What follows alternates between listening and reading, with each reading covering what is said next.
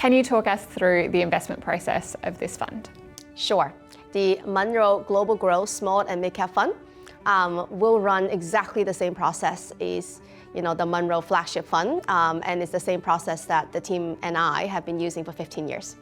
The only application difference is we will apply exclusively to companies with under $30 billion of market cap. And when you think about the 6-step process, it really starts with the customer perception. All the SMID cap funds candidates, they really start with a killer product. Either it's a killer product on the consumer side or a killer software product or something they offer to their customers that is a killer product. It might be a smaller market, they might be earlier in their life cycle, but they really have to come up with a very good product that tend to be unique, that tend to really run away with a lot of the customers' budgets and the consumers' minds and hearts. The second thing is control. We talk about control really in the context of a very aligned management team or a founder and a majority shareholder that is still sweating every day in the business. And the interesting thing is when we look at the founders of the SMID Fund, they tend to be a bit younger. On average, they're probably in their late 30s, early 40s, still very much in their prime, still working day and night. A lot of times, we think about some of these founders really having very little life outside of work, and this is really their life's work and their passion, and they're going as hard as they possibly can.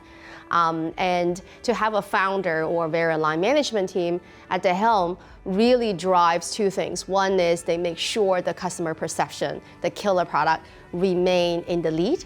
And then the second one is they make a lot of these very long-term decisions. They are managing the company for the next 10 years. They are building this company to be a massive success. They're not playing small, they're not betting small. So they actually make these long-term investments that's really required to generate the next two things we're looking for in the investment process. One is the revenue growth.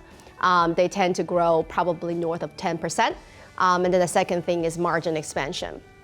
And margin expansion is probably one of the most precious things within the SMID universe, because what margin expansion indicates is not only you can grow your business very, very fast, you can actually basically generate more values out of the sales dollars. And that, again, come back to the customer perception. You only get that when you build this massive positive customer perception and you make these really necessary investments for the long term. So when you have revenue, when you have earnings growth, and then I think ESG is table stake. Especially these younger founders build a younger team, and for a newer product, I think ESG is deeply ingrained in the product, usually from day one, and usually ingrained in the company's practice, also from day one. And then you put everything together, you get the sustainability of earnings, which is really what we think drives stock prices. Will you be using Munro's stop loss process? Yes, absolutely. Munro's stop loss process is one of my personal favorites. I still remember the first time Nick and I sat down and he showed me his stop loss process, and then he showed me that over 15 years, the team has never lost more than 100 basis points. That's 1 point of loss on any stock, and I just couldn't believe him.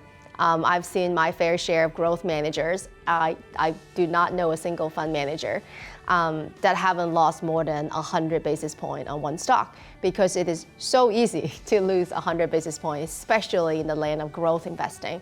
And I think it's the culture of Munro to think about risk not as something to shame and name a particular investment staff. It's something that we truly all get involved when there is a stop loss trigger, which is a from cost or from the top 20% down. We all get involved, we review it, and we, in some ways make a group decision. Either we decide to move forward, in that point, almost share the risk because we all agreed unanimously to move forward, or we decide to cut it. And then 20% is psychologically still not that difficult for someone to say, something has changed, the world has changed, the facts have changed, my research might, have overlooked a few things, let's move on. But when you go a lot more than 20%, it becomes psychologically very difficult for investors to cut that loss. So I really like that process. It worked really well. I really like our trigger review sessions amongst the investment team. So for the SMID Fund, we'll lean into that culture and we'll lean into that process. And will this fund use Munro's full list of areas of interest? It will. So Munro has roughly about 20 areas of interest. And right now, I think the fund will be concentrating on probably 6 or 7 and actually pretty consistent with the main fund. But we will be using the entire area of interest. Not all the area of interest will have a representation in the fund at all times, but we'll be using the whole list. What sort of stocks will you look for? At what stage of the stock life cycle will work for this fund? Yeah, there are 2 points of life cycle that tend to work with this fund. The first one is just the earlier part of the S-curve, when the growth is still accelerating, when they first cross that chasm and reach the mainstream customers. That's a really exciting, very, very fast growing phase.